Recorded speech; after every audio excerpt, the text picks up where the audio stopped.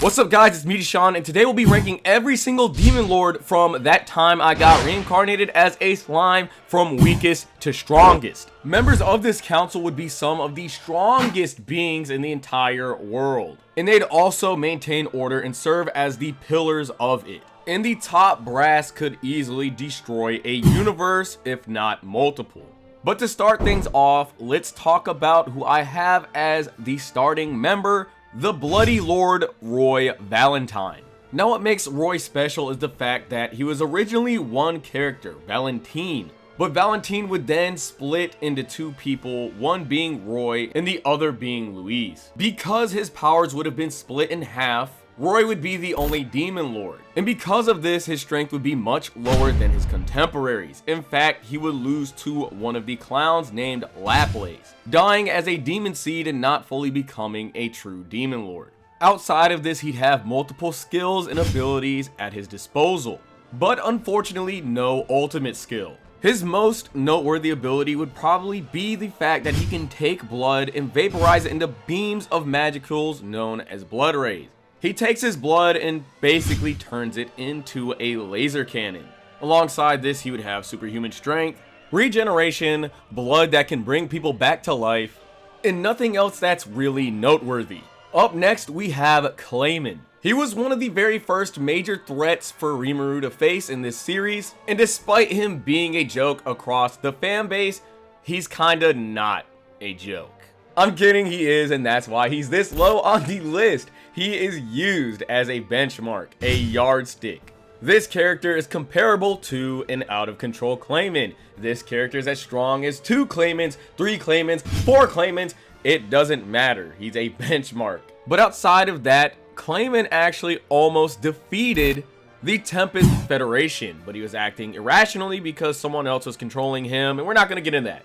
But outside of being a meme, he is a beast. Outside of the characters that are above him on this list, he never took part in a harvest festival. This would be known as a ritual or giant sacrifice where you basically become a demon lord by consuming a large amount of souls. He became a demon lord due to his sheer determination. I would say that is the most impressive thing he's got going for him. He's so low because he's not really a combat-based individual, but he does have really good combat ability. His specialty would actually be manipulation, hence his nickname. He can basically control his subordinates or even his enemies to do his bidding. He is more of an evil mastermind. If he was a fighter and if he was strong, then he wouldn't have to manipulate others and make them fight for him. But outside of this, when we do look at him when he becomes a demon lord, he would be able to beat both Frey and Carrion in a fight. And then his strongest attack, Demon Blaster, is when he conjures a bunch of giant golden dragons, which can destroy anything that gets hit by them from the inside, making any form of physical defense useless. And on top of that, it can instantly smash through any magical barrier. But unfortunately, Rimiru could just suck this up with Beelzebub. Outside of these abilities and the fact that Clayman could use his ability Marionette Dance to control a bunch of golems, to overwhelm his opponent with numbers. Then on top of this, he would have thought acceleration and ultra speed regeneration. It's safe to say he would have a pretty decent arsenal at his disposal, and in any other series he'd be extremely broken. Above him, I decided to put Frey. Originally, when Clayman first awakened, Carrion said that him and Frey might not be able to beat him, but unfortunately Frey and Carrion would both become demon lords, but that would only happen much later in the series, and this would put them above Clayman. Now what would make Frey so special, outside of not really being a combatant, would be her ability Celestial Eye.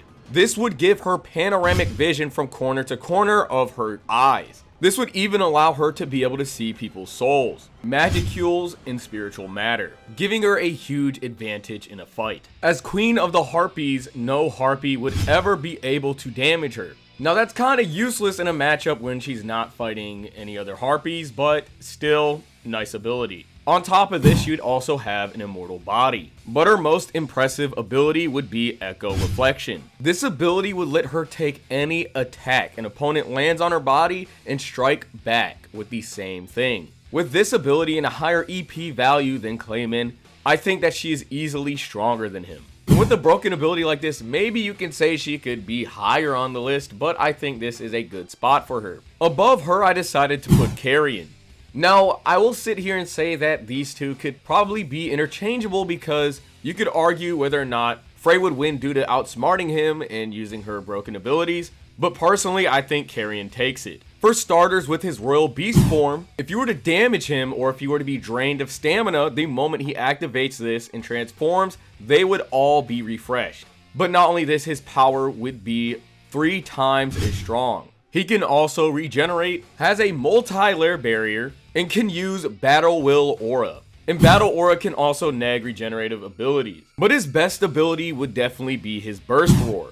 He transforms his body into a sentient stream of particles and shoots himself at his opponents. An ever-changing, scattering, converging particle ray. And because he would be a true demon lord, he would be a spiritual being. This attack would be so threatening, Benimaru would have felt a shiver down his spine and immediately try to dodge it. While in this form, Carrion would also be moving at speed several hundred times faster than the speed of sound. On top of this, Carillion with a spiritual life form body, despite not having any real ultimate skill, combined with the force of his will, would allow him to push this ability to its limit, making it equivalent to an ultimate skill, even allowing him to destroy Adelman's multi-layer barriers. So if you ask me, I think this is a clear example of how he'd be able to beat Frey. But I don't know, maybe Frey could deflect the attack, but since Carrion fires himself at her, he could always spin back around and hit her again. I don't know, but regardless, it is an interesting debate. But I will say, I don't know how she'd be able to defeat a spiritual being like Carrion. Now above Carrion, I have Kigali.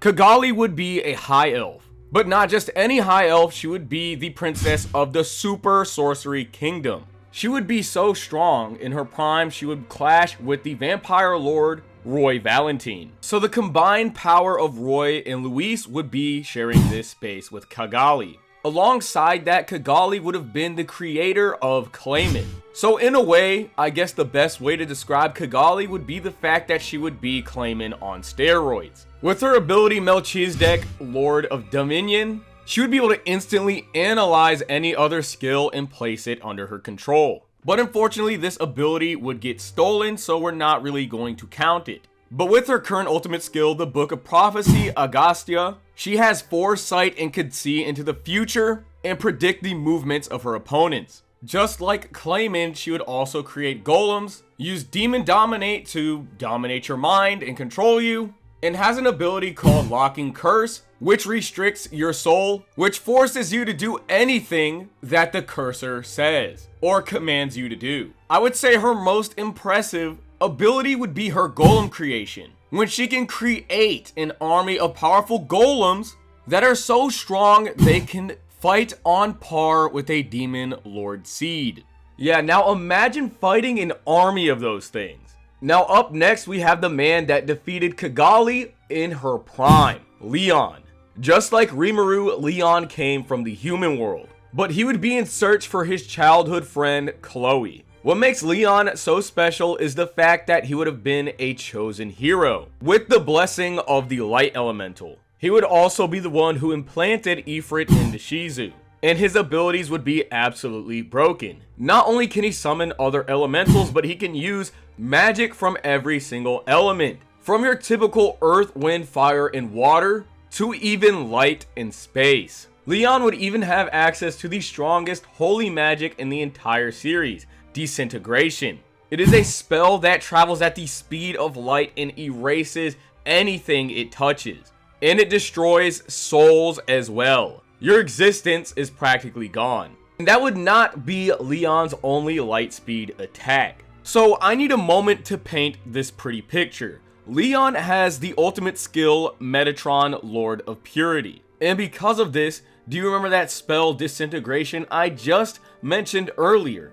He can get full control over this ability and make his basic sword slashes have the same exact effect as Disintegration. Every single sword slash was light speed, but they didn't actually reach light speed, or whatever that means. but his sword would leave streaks of light in the air that would create particles all around him and his sword, making him a living icon of destruction that could dismantle anything he touched. That, together with his speed, would have made him undefeatable. On top of this, he can casually shoot these rays out for a long distance attack option that has the same exact properties as that same move, Disintegration. And similar to Darkseid's Omega Beams, he can change its trajectory at will. And keep in mind, he can shoot out 100 of these lasers and create laser prisons out of them. On top of this, he would receive the ultimate skill, Surya, Lord of Brilliance, which gives him full reign over Spiritrons, allowing him to fight without hesitation. Now above Leon, we have Luminous Valentine, a vampire god who actually created the weakest demon lord on this list. So in a way, that should say a lot about her power. And speaking of her power, she can change her alignments between being holy and demonic. So that means if you were to hit her with a holy attack, she could most likely resist it or become immune to it. And if you were to hit her with a demonic attack, she could also do the same. She can also bring people back to life as well as herself. Her craziest ability though would probably be Death Blessing, where giant godlike hands, by the way they're invisible, will come from the sky, pick you up, cradle you, and then you basically die. She also has this ability called the Secret Skill of Faith and Favor. This basically means that the more people that worship her, the stronger she gets. She would also have a sword with the ability called Requiem of the Dead, which lets her kill anything that her sword might make contact with. She can also paralyze her targets, look at them and hypnotize them, controlling their memories, rewriting them, and ultimately make them do her bidding. But by far, her ultimate skill is the most impressive. Asmodeus, the Lord of Lust.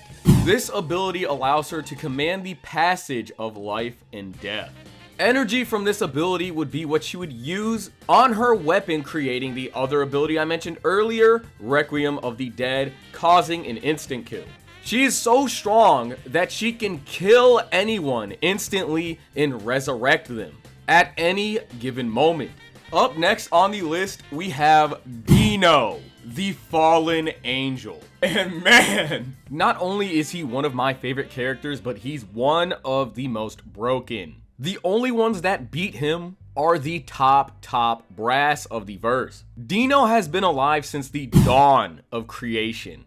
And I feel like this is the perfect spot for this character because not only does he never go all out, but so much about him is still unknown. But regardless from what we do know, he is easily above everyone else on this list that I just covered. If existing from the dawn of time isn't enough, how about the fact that he was the chief advisor to the god of that time I got reincarnated as a slime, Veldanava. Not only this, he'd be so strong that he would seal away his own powers. So there was this great battle that could destroy the entire universe of Tensura, and he was able to fight alongside these same characters that had this world/universal destroying powers. We'll talk more about that fight later because I don't want to spoil the rest of the list, but just know he's high tier. As for his abilities, the first one I'd like to talk about would be his illusory battle style, or phantasmal style. This fighting style would allow Dino to trick his opponent and control the fight. He would infuse his blade with negative emotions and rob his foe of the will to live, even if the sword were to so much as scratch his opponent. Even if you were to dodge his sword, it emits negative waves in all directions, and being exposed to it will sap your mental drive and your ability to fight. His move, Fallen Thanatos, is so strong, if he were to hit a virtual body or a fake version of you, the attack will still affect you. On top of this, he would have the strongest unique skill, Sloth. This move's only weakness is the fact that it would take some time for it to actually come into effect, but it could lure any living and non-living creature or even a spiritual being into sleep in which they could never wake up unless the caster removes the curse. So the moment you fight Dino, you're on the clock. Time is ticking until you fall into an endless sleep, and you cannot resist it. And on top of all of this, he'd have the ultimate skill Astarte to make his skills have any effect he desired. This ability combines the creative and destructive power of Heavenly King Astarte. This basically gives Dino free reign almost every skill. But again, unfortunately, his powers are sealed away. And then on top of these broken abilities, he has one more ultimate skill, Astaroth, Lord of the Fallen, but unfortunately nothing is known about this ability. Up next we have Dogrul, the wicked god and leader of the giants. He would be Veldora's favorite rival. Keep that in mind, he would be a rival to a true dragon, the highest ranking being in all of existence. He's so strong, his magical energy seemed bottomless to Rimiru. He would be a spiritual life form and he wouldn't even have an ultimate skill. What makes him very unique against the other members of the Octagram would be the fact that he relies on his fighting aura and physical strength. And alongside this, Dogrul would have the versus Kryptonite with magic nullification, since he is a true giant. This defense will neutralize all kinds of magic attacks, making any spell that you throw at him useless. And that would include Luminous Valentine's Disintegration. He would be so strong that he would cause energy shockwaves, and he could even use them as a traversal option. Then it gets even crazier because this guy can even stop time. He's so strong, his strength transcends both physics and magic, waving a fist that overrides the laws of physics. Then with his hardening transformation, he can harden his body, making it so hard that it easily surpassed the strength of diamonds. On top of this, he could also fight with lightning.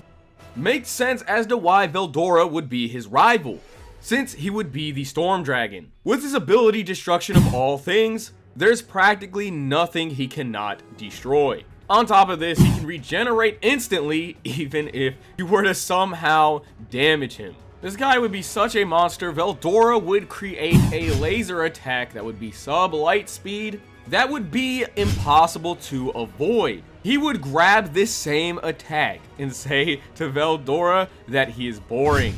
Then Dogrul can even combine with his brothers, boosting his strength. And finally, probably his most impressive move, Quasar Break, where he will turn himself into a black hole, destroying and engulfing all matter inside that space at will.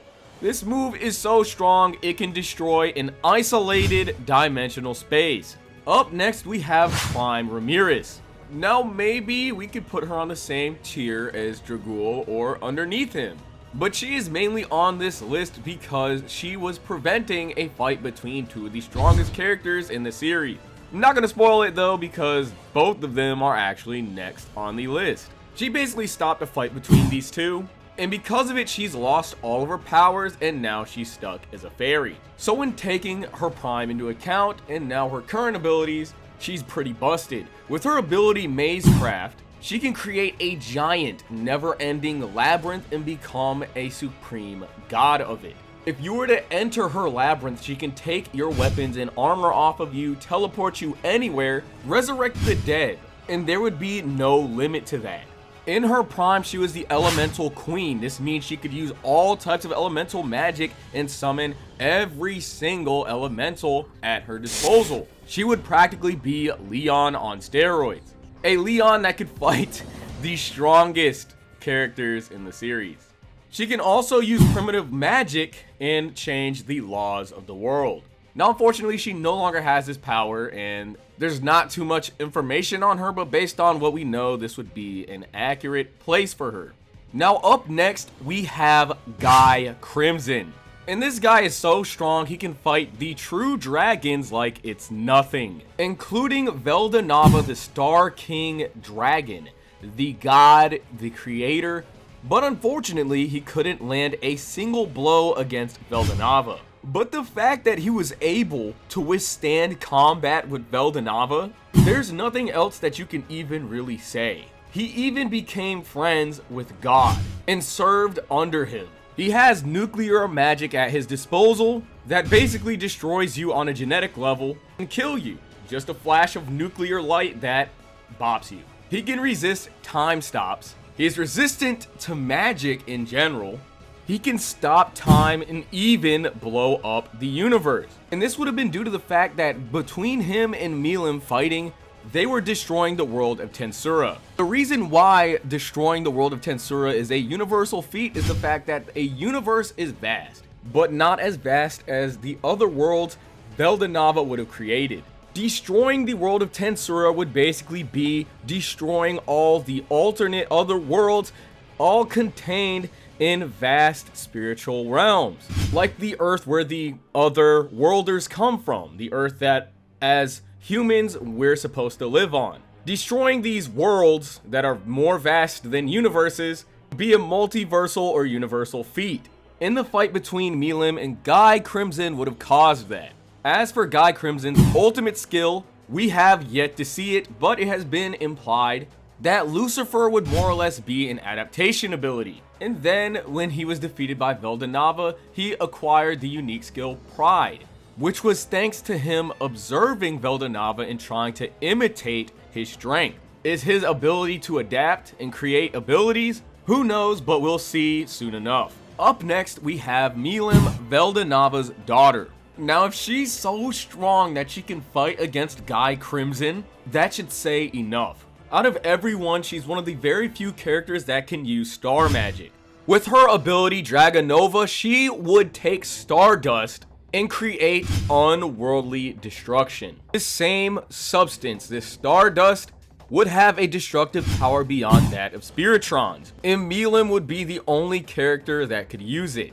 Since Milim would be the daughter of God, it was said that she had inherited most of the creator's powers.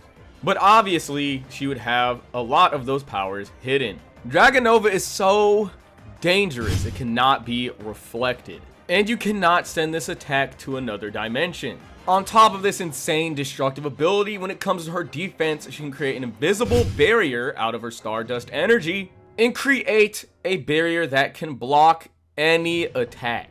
So strong that it can even block Spiritrons. Now with this disgusting offense and defense, how could this even get worse? Well, Milim's eyes are so crazy that she can see through anything, any and all falsehoods. And with this, she can understand your skills and abilities just by looking at you. Any form of mind games or manipulation would never work on her.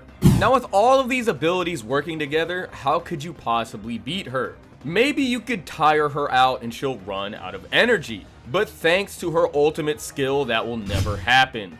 Her ultimate skill, Satanel, takes the surrounding magicules and pours it all into her own mana, making her even stronger. Then these same magicules that she would absorb from her surroundings would begin to breed, creating even more power.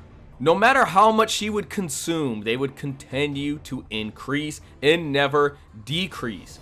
Veldanava's offspring, the title of the Dragon Princess, was not an exaggeration. The sole individual who wielded infinite power was Milim. She literally has infinite power at her disposal. There's no limit to her strength. Even if you were to stop time, it would not work on her, and it wouldn't even be able to stop her ability. Now, for the final character of the list, the strongest character out of every single Demon Lord, and that would be the main character, Rimiru. Now, I already got a video on Rimiru, and I plan on making an even longer one because there's so much of this character, I might even throw up. Now, I gotta clean up my floor. But to sum up how broken Rimuru is, he has Ultra Instinct because CL can take over his mind and basically fight for him automatically. He can leap through time-space, he can use time stop, he can consume any attack and convert it into energy, he can use any of his subordinates' abilities. If he consumes something, he can use that thing's abilities as well. He can use nuclear magic, space manipulation, he can consume your soul, and has Void Collapse, one of the strongest move, if not the strongest move in the series, which would utilize Veldanava's energy that he used to create the world, and yeah, you're not surviving an attack. It's God's energy. This isn't Milim's energy. This is the energy of her dad put into an attack. But yes, that is all for this video. I hope you guys enjoyed. Don't forget to watch other slime videos and check out other isekai videos on the channel. Maybe we can put you on. And with that, comment what your thoughts are, what other series you want us to cover, and have a good day.